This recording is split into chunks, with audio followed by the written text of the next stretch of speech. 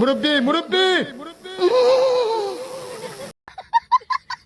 এই বৌদির break dance দেওয়ার খুব কুরকুরি। এই বৌদি কি সারাদিন খালি নাচি বেড়ায়?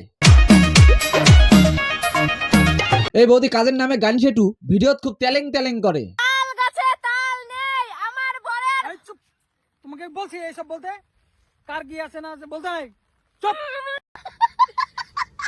হোয়াটসঅ্যাপ, কি ভাই কেমন আছেন? দাদা আমার যেমন তেমন, বৌদি আমার মডার্ন। টাকার জন্য দাদা সোশ্যাল মিডিয়াত বারে বারে বৌদির মুখখান দেখান। এক কথায় উত্তর দেবা, তুমি কি ভিক্ষা করা ছেড়ে দিয়েছো?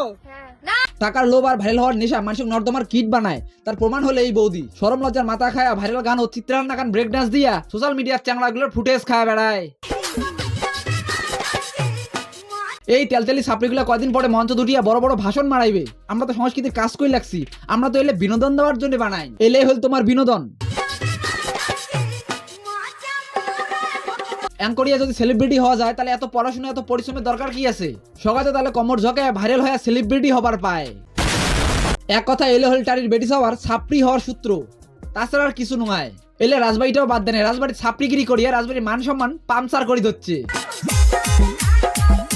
এই ছাপড়িগুলোর জন্য সাধারণ মানুষ চোখ লজ্জা মুখ লজ্জার ভয়ে রাজবাড়ি যাওয়ার শরম খায়, ভয় খায়। কারণ উমের তো মান সম্মান আছে, আর এই ছাপড়িগুলোর মান সম্মান মানে তো পাগার পার। এই তোমরা কি করতেছো এখানে? দেখ ওই জঙ্গলে, দেখ ওই ছেলেটা আর মেয়েটা কি করতেছে। জঙ্গলে গাছটার ওখানে কি করতেছে দুজন? কেন পার্কে এসে মানুষ এগুলো করে জঙ্গলে? এক ছাপড়ি আরেক ছাপড়ি ছাপড়ি পোনা দেখিয়া হাসাহাসি করে। একটা কথা আছে না, ঘ্যাক দেখি ঘেগি হাসে, টিকে শুন শুনে মুখে মুখে হাসে। বৌদি নাচত কি এমন আছে যে মানসিমের ভিডিও এত ভাল পায়? এই বৌদি নাচত কি এমন আছে যে চ্যাংড়াগুলো এত ভাল পায়?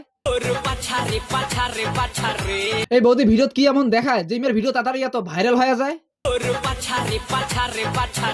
বৌদি ভিডিওত কি এমন দেখা যায় চ্যাংড়াগুলো এত মনোযোগ আকর্ষণ করে? বৃষ্টি। বৃষ্টি একটা সুন্দর নাম। এই বৃষ্টি কিন্তু সেই বৃষ্টি নয়। এই বৃষ্টি ঠান্ডার দিন গরম ছড়ায়। ভাইরাল কোনো গানের টপিক পাইলেই জেনারেটর স্টার্ট দিয়ে দেয়, কমর ঝকানি শুরু।